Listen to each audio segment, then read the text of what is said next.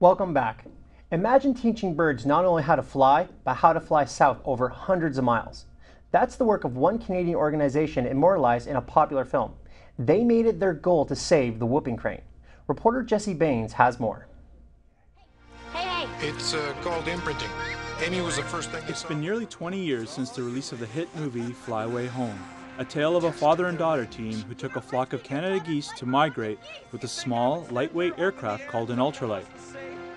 That movie was inspired by the work of the founders of Operation Migration, a non-profit organization dedicated to the preservation of migratory birds. Joe Duff is the CEO and co-founder of Operation Migration. He not only worked on the movie, training the actor geese, working with the production team, even providing footage, he's also leading the charge in the preservation of migratory birds in reality, focusing primarily on the majestic whooping crane. A lot of precocial birds learn the migration by following a parent. So if you just release them into the wild, they don't migrate. There's no parent generation that knows that route. So it wasn't until we came along with the ultralight method, where we could actually teach a bird a migration route, that it became possible to reintroduce whooping cranes. In the 1940s, the species was nearly wiped out. Only about 14 birds remain in the wild, but they've come back from the brink thanks to captive breeding programs. But like most youngsters, whooping cranes need a helping hand to land on their feet. So Duff and his team took on the role of foster parents. We do this entire process in costume. We have a big baggy white costume that covers us head to foot. It's really not designed to look like a bird. It's more designed to disguise the human form, so that our birds imprint on that person in a costume and associate with it. And then once they're released and they encounter a normally dressed human, it's nothing that they're familiar with. Chris Danilko is the office manager and bookkeeper at Operation Migration in Port Perry, Ontario. She's most impressed by the intelligence of whooping cranes. For me, I think the part that I found the most exciting was that you only had to teach them the migration route once on the way down to Florida, and after that they know the migration route, and that's all you have to do. They just figure it out themselves. And it's hard not to be impressed by these magnificent creatures. They stand around 5 feet tall and have a wingspan of about 7.5 feet. Liz Condy works in the financial and communications end of Operation Migration. She says preservation of any one particular species has widespread implications. There are people who think, oh well, if it's going extinct, let it, it's the way of the world. But Aldo Leopold had an expression which I can't say exactly right now, and it's all about a tapestry. Pull one string and everything starts to unravel.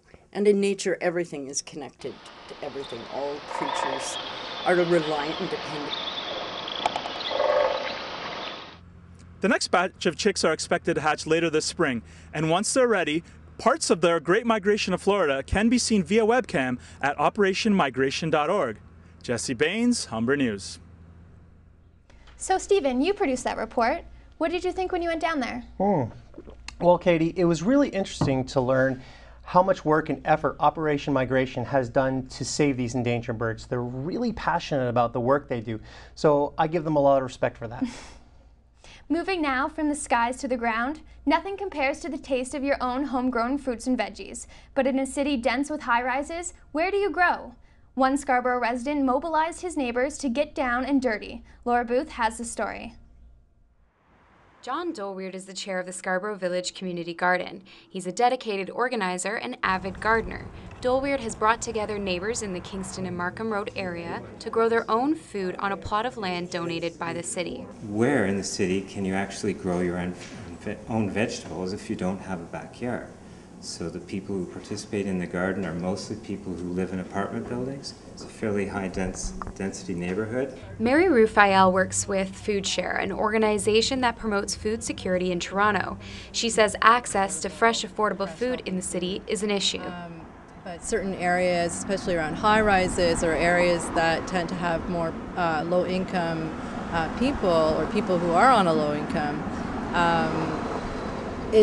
you have a problem of grocery stores not being available, or if there are any stores, they tend to be convenience stores with mostly, really cheap junk food. While the obvious benefits from community gardens are the end product, fresh veggies and fruits, there's more to it. Doleweird says his community garden has brought unlikely parties together, giving everyone a taste of the community's diversity. But we're also seeing people want to grow, say, red callaloo, which I don't even know how to use it in cooking, but the Bengali people in our neighborhood will show me how to do that. So you not only learn about new plants, but you learn how to cook and eat them.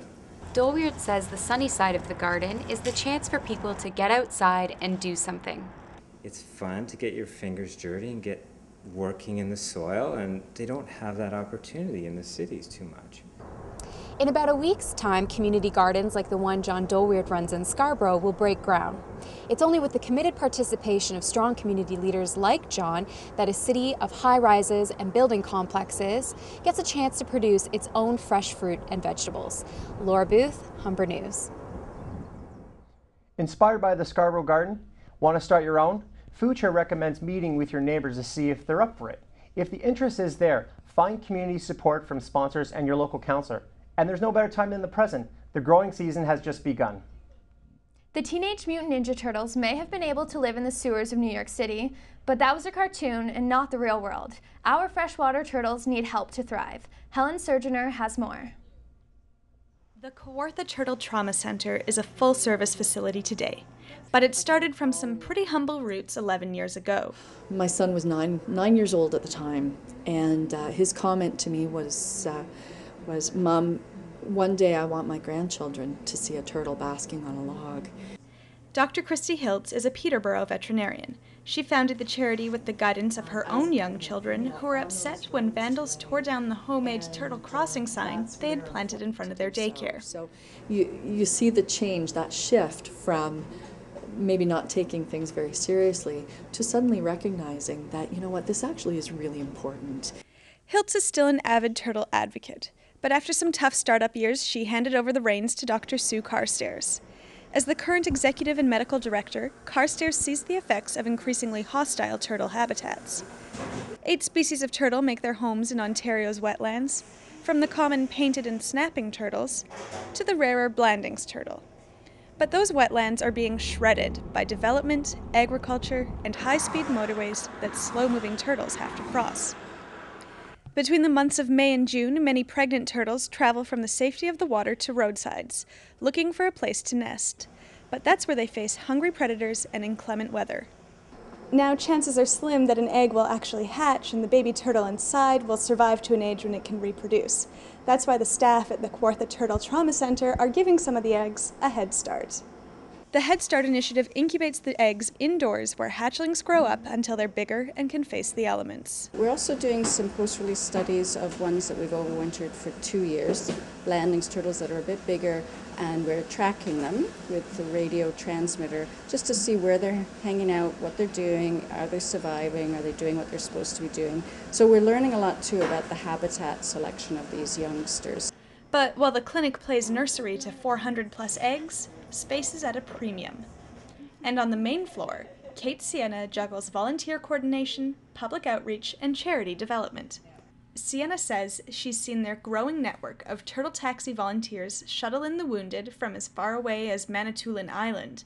Their public education efforts mean more people know what to do when a turtle gets hurt. So it's been a tremendous effect that we're having. And we used to, in the past, admit anywhere from 50 to 80 turtles, and last year was 647. Naturally, the next thing on their wish list is a bigger space, one they can afford to heat to ideal turtle temperatures.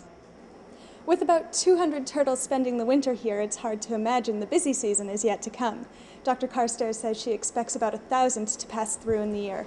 Helen Surgener, Humber News.